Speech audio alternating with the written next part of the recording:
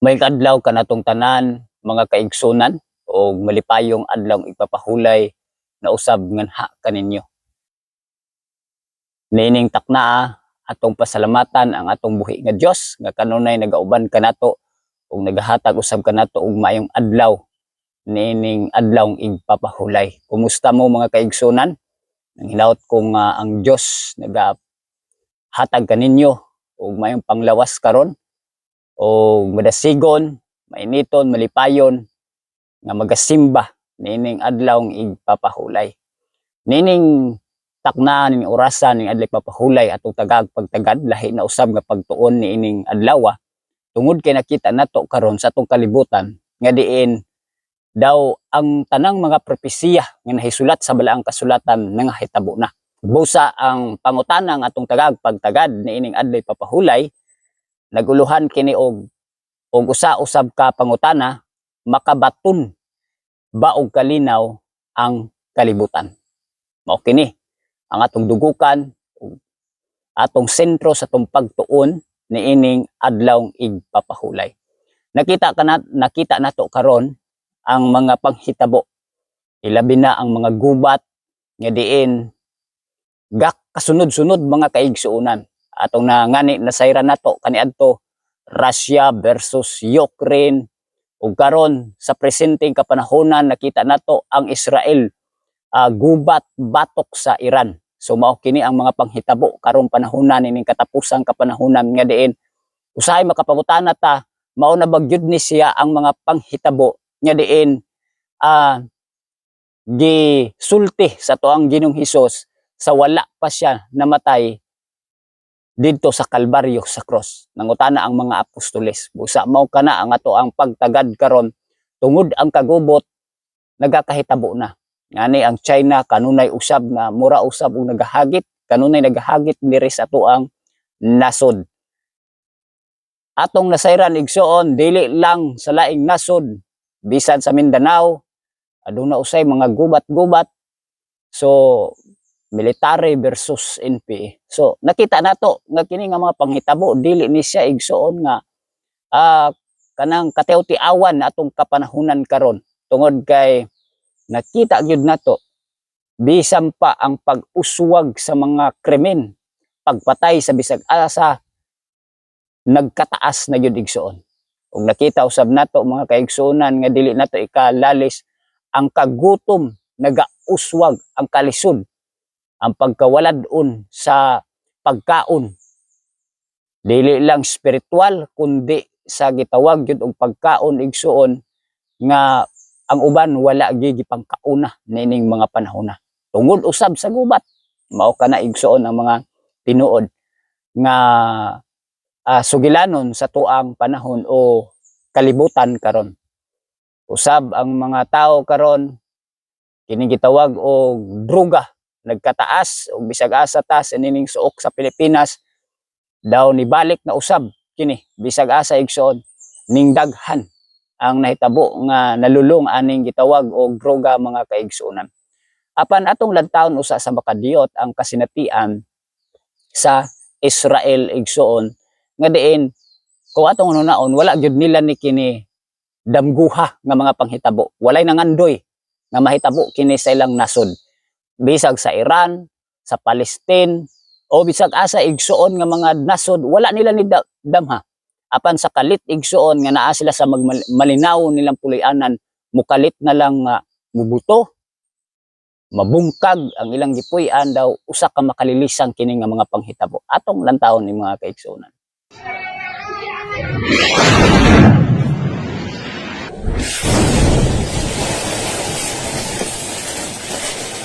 So makita nato igsuon kung unsa ka terrible. Kita diri sa Pilipinas nakasinati ta og kalinaw. Kita wala ta nangandoy og ini nga mga panghitabo. Nakita nato nga kita anaas gyud sa gitawag og kalinaw. Wala ta sa ilang dapit karon nga kagubot. Ngani sa diha nga mahitabo ang dakong gubat sa ilaha dili malikayan nga aduna po'y mga inusinting kabataan maapektuhan atong lantawon igsuon.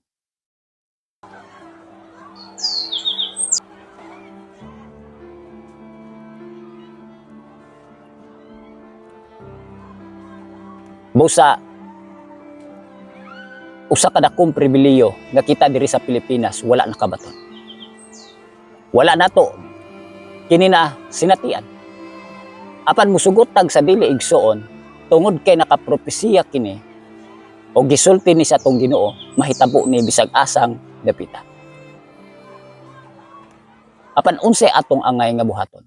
Nining takna ni oras sa mao kini atong pagtagad sa atong pagtuon aron kita makabantay ug dili na usab kita mabalaka ug maguol sa umalabot ka kapanunan isip nga kita nangandoy o kinabuhing walay katapusan sa unahan nga diin kining kinabuhing walay katapusan atong natun-an sa balang kasulatan wala nagyoy kagubot, walay pagluha, walay kagutom ug atong makauban ang atoang Dios nga maong amahan ug ang iyang bugtong anak didto sa gingharian sa langit. Apan sa dili pa nato basahon ang unang teksto nga atong pagbabasahon niining taknaa gihangyo usa ko kamo sa pag-ampo nining taknaa. Mag-ampo ta mga igsoon. Dalaygon sa limbaho ng mga Dios na sikatasan sa mga langit. Samtang kami magahimo sa pagtuon sa mga pulong nining adlaw papahulay, nagahangyo kami sa imong balang espiritu nga may magagiya, magauban, magatabang kanamo nga masabtan ang imong pulong. Gamita usab ako nga isip nga instrumento o ginaot nga amo kining masabtan o kami magapangandam nining panahon. Salamat sa pagdungog. Ang tanan namong ginasalig itugyan sa matamis ngalan ni Hesus among Ginoo ug luwas. Amen. Ang unang teksto nga atong pagbabasahon igsoon makita kini sa unang Tesalonica kapitulo 5 bersikulo 3 nga nagkanayon. Kung mag-ingon sila pakigdait og kaligunan. Unya sa kalit moabot kanila ang pagkalaglag. Klaro og tataw igsoon ang ato ang unang teksto nagahisgot nga ang katawhan sa kalibutan nangandoy gyud og kitawag og pakigdait og pakigdait kalinaw. Bisag ako igsuon, dili ko gusto nga adunay kagubot gira. Mabitaw nangandoy ta og kinabuhing walay katapusan kay di wala nato panganduyan ning gitawag og kagubot nining panahona. Apan tungod kay nagkataas og kini propesiya usab atong tagaag pagtagad unsay hinungdan nganong mahitabo gyud ang pagkalumpag aning kalibutana og nganong aduna gyud kagubot mo na atong tagaag pagtagad sa sunod natong mga topiko sa atong pagtuon mga kaigsuonan. So sa gihulagway nga sama sa usa ka masakit sumala sa unang Tesalonica 5:3 sama sa usa ka sakit sa usa ka mabdos nga mag-anak ug dili gayud sila makakalagyo. Nagpasabot igsoon gabisa kung saon nato og pangandoy og kalinaw ani kalibutana dili gyud daw kuno ta makakalagyo niining tanan.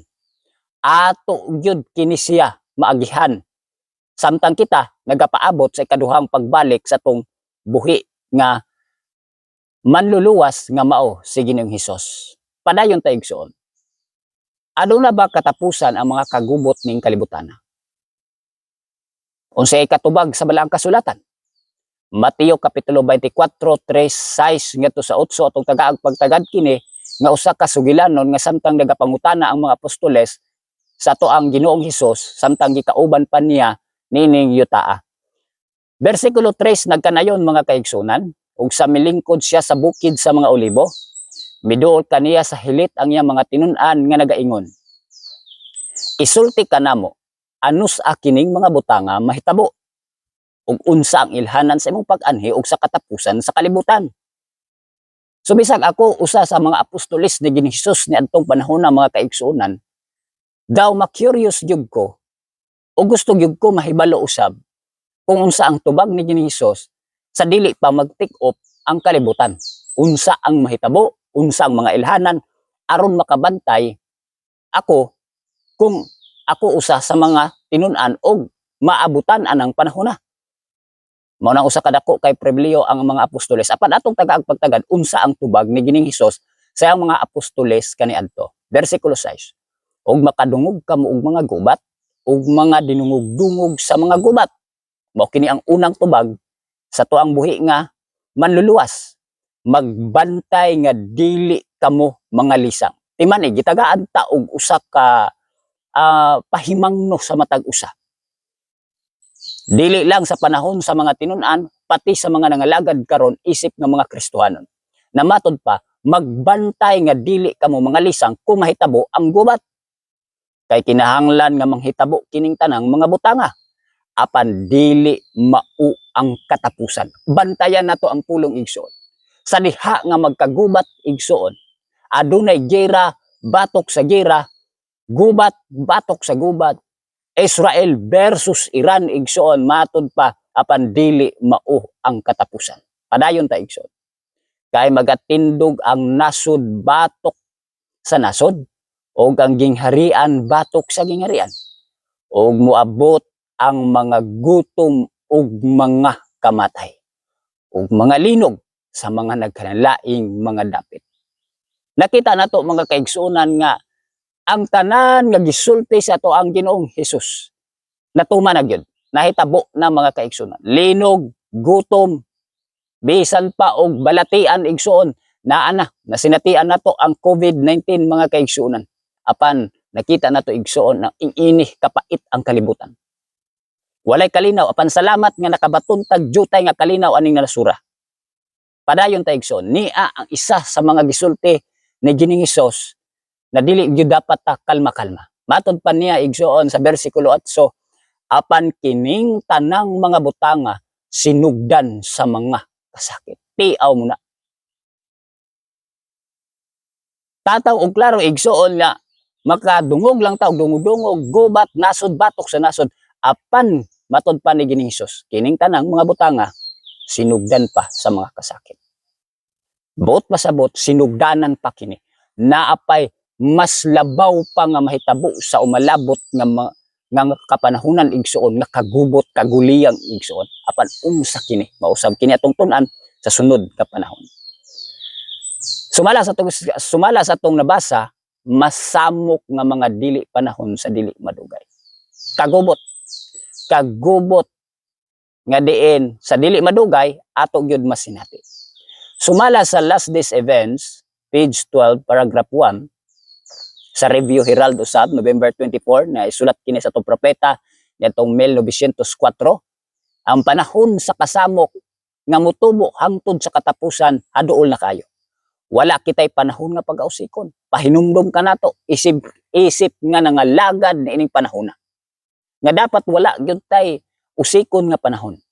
Ang kalibutan na ukay sa espiritu sa gubat. Nakita nato igsoon nga nagtaguliyang. Gusto og gubat si Russia, si China, gusto makigubat igsoon. Ang mga tagna sa ika-11 na kapitulo sa Daniel igsoon, hapit na makaabot sa katapusang katumanan o sa ilang katapusang kapanahonan.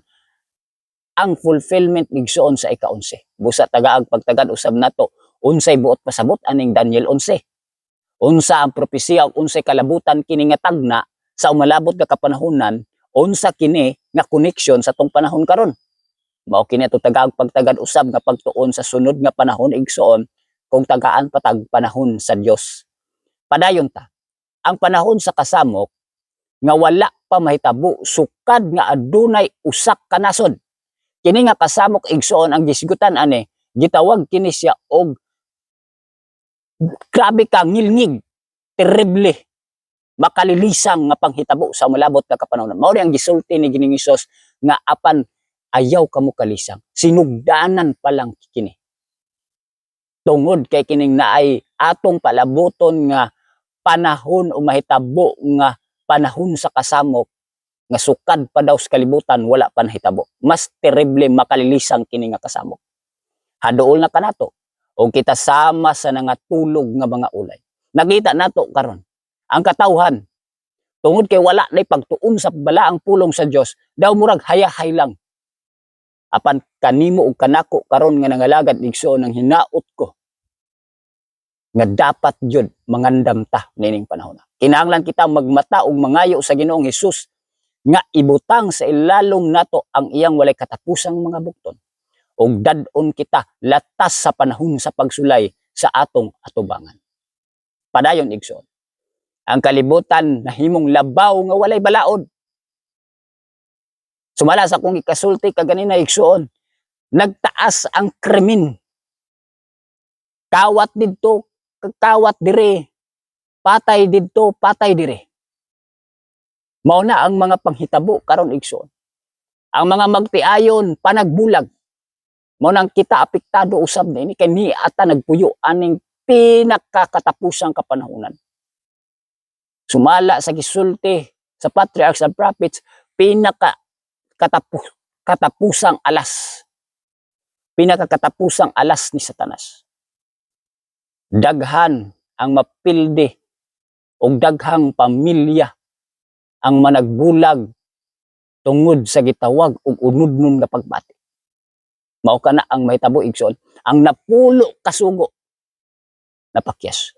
Kaniadto daw hilisgutanan kung maglive-in apan sa atong panahon karon igsoon musugot tag sa dili apektado ta bisan kita mga nag-angkon nga mga Kristohanon. Busa ato ni pangayoon adunay sala ang iglesia, adunay sala ang kalibutan. Mao ni ang nakapahugaw sa kalibutan igsoon. Mao ni ang hinungdan nganong nakabatunta og gitawag og mga paghukom.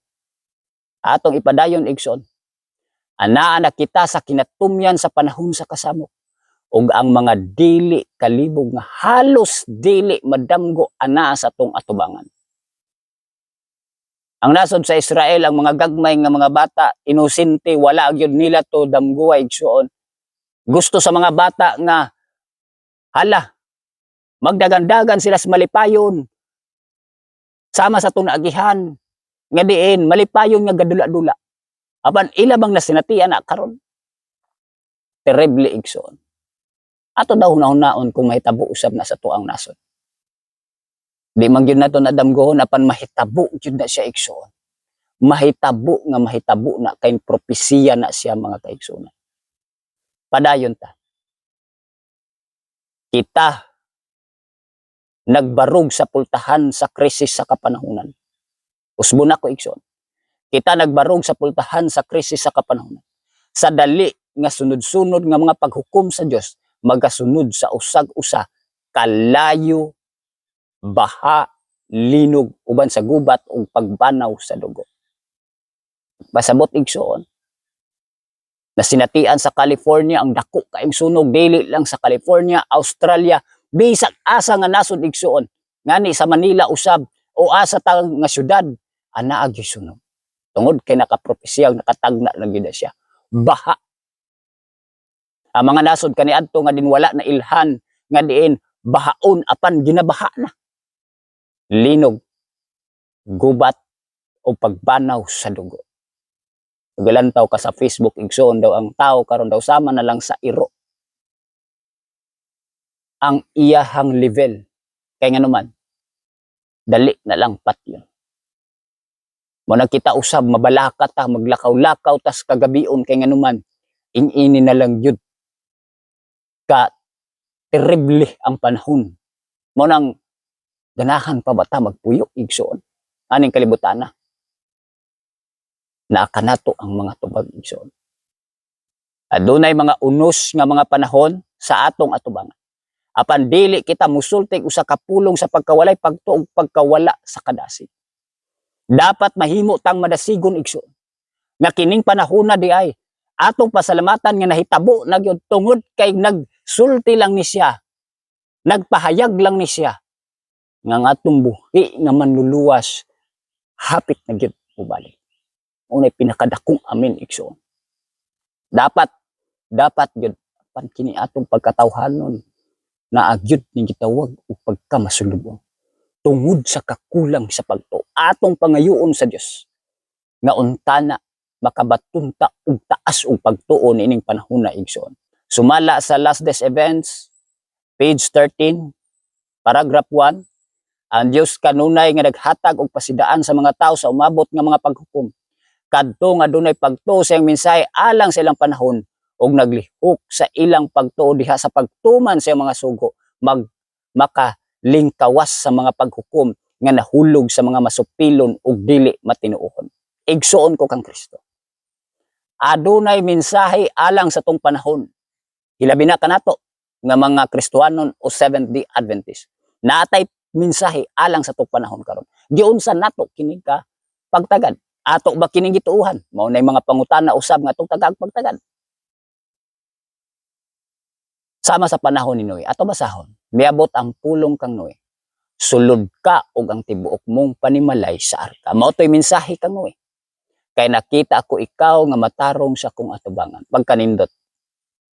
Nanginaot ko nga ikaw ako may sama kang Noe. Si Noe mituman og naluwas. Kumusta kaha kita igsuon? Sa mga mensahe nga gihatag sa Dios kanato pinaagi sa propeta nga gipasulat igsuon. Sama ba ikaw ug ako kang Noe nga mutuman og maluwas? Ang mensahe miabot kang Lot, bangon, pahawa ka niining dapita, kay ang Ginoo magalaglag niining syudara. Tinaw ang mensahe igsoon. Sumala sa Genesis 7 kapitulo 1 og 19 ngadto 14. Gibutang ni Lot ang iyang kaugalingon ubos sa pagbantay sa langit ng mga mensahero og naluwas. Busa ang mga disipulo ni Kristo gihatagan og pasidahan bahin sa kalaglagan sa Jerusalem. Nakita na to. Nagmatinumanon sila. Tanang Kristohanon naluwas sa panahon sa pagpuo sa Jerusalem nagtong 70 AD. Apan ang pangutan na igsoon, matod pa dire sa padayon sa pagbasa, kadtong nagbantay sa timaan sa umabot nga kalaglagan ug nangalagi og gikan sa syudad, nakaikya sa kalaglagan. Busa karon mao kini ang mensahe sa Dios nganha kanimo kanako. Busa karon gihatagan kita og pasidaan sa ikaduhang pag-anhi ni Kristo og sa kalaglagan nga may tabo sa kalibutan. Kadtong maminaw sa pasidaan, maluwas. Klaro og tin-aw igsuon. Na kung maminaw ta sa mensahe sa Dios na ining panahona pinaagi sa tong propeta, pinaagi sa balaang kasulatan o pinaagi sa sulat sa tong propeta igsuon, maluwas jud kita mga kaigsuonan. So ang Dios nagsulti kanato mga kaigsuonan na kung unsay madahom nato sa atong panahon karon. Sa wala pang iyang paglansang sa cross niya igsuon. Usbon nako, sa wala pang iyang paglansang sa cross, ang manluluwas mipasabot ngadto sa mga tinun-an nga siya pagapatyon og mabanhaw gikan sa lubnganan. Og ang mga manulunda ana aron sa pagsilsil sa mga pulong diha sa mga unahuna ug mga kasing-kasing. Apan ang mga tinun-an nangita alang sa temporal nga kaluwasan gikan sa Romanong yugo. Og sila dili makatugot sa paghunahuna nga siya diin ang tanan nilang paglaom na sentro kinahanglan mag-anto sa usa ka makauulaw nga kamatayon. Ang mga pulo nga kinahanglan nilang hinumduman gisalikway gikan sa ilang mga una og sa diha nga ang panahon sa pagsulay miabot kini nakakaplag kanila nga dili andam. Ang kamatayon ni Jesus ingon nga hingpit nga naglaglag sa ilang mga paglaom nga daw wala nila sila pasidani. Igsoon ko kang Kristo. Nang hinaot ko nga kini usa ka dakong sanglitanan igsoon. Sa diha nga gipahinumduman, gitagaan og mensahe ang mga apostoles sa panahon ni Ginoong Hesus. Mamatay ko, ilansang ko sa krus. Malipayon ang mga apostoles kauban si Ginoong Hesus. Wala nila panumbalinga ang gisulti ni Ginoong Hesus. Nawala sa ilang hunahuna igsoon. Apan sa kalit nga sa diha nga nahitabo gyud ang gisulti ni Ginoong Hesus. Daw ang tanan nilang paglaom kay nganuman temporaryo ang ilang ginuna. Gusto nila si Ginoong Hesus maghari literal sa Israel mga kaigsuonan. Gusto nila nga ang ilahang pagkaulipon sa Roma mawala og si Ginoong Hesus mahimong hari. Nakita nila nga mahimong malahutayon ang pangingharian ni Ginoong Hesus, iyang administrasyon kung siya mahimong hari atong panahon na. Kaya kung walay pagkaon, pakanon man ni Ginoong Hesus. Ang mga patay, banhaon man niya. O ang mga masakiton, pagkanindot igsoon, iyag yung pag-aayuhon. Nakita nila nga di basta-basta nga hari. Walay makapulpog, walay makapilde. Ngani nakita nila nga bisan pa ang kagubot, bagyo. Diras kadagatan, nahimo galing malinawon. So, kinsa may makapilde kang Ginoong Hesus. Kadto nga mga paglaom igsoon ilang mga pangandoy tungod adto nga mga pangandoy nila igsoon, kalibutan, temporaryo lang. Apan sa diha nga niabot ang krisis, wala sila kapangandam, nawala ang ilang mga pangandoy. Busa diha sa mga tagna ato ipadayon igsoon, busa diha sa mga tagna ang umalabot giablihan sa atong atubangan. Kanato karon mga mensahe. Kini nga mensahe alang kanato karon. Ingon sa katinaw nga giablihan ngadtos mga tinun-an pinaagi sa mga pulong ni Kristo. Ang mga hitabo nga nalambigit sa pagtakop sa pagsulay ug sa buhat sa pagpangandam alang sa panahon sa kasamok, tin-aw nga gipresentar. Wala tay basulon. Praise the Lord. Praise God. Amen. Nakita nahimong Adventista del Séptimo Día. Kita nahimong mga Kristiyano. Nasabtan nato unsa ang panahon karon. Na dili gyud ta mangandoy og kalinaw ani kalibutan na nga pangandoyon pa nato ang mga gusto pa nato kabuton. Sumala sa usa ka dato nga tawo, ngandoy mong madato, ayaw na lang yun. Matod pa niya, ayaw na lang yun. Maglisod yun daw kung naanakas ka dato. Matod pa niya.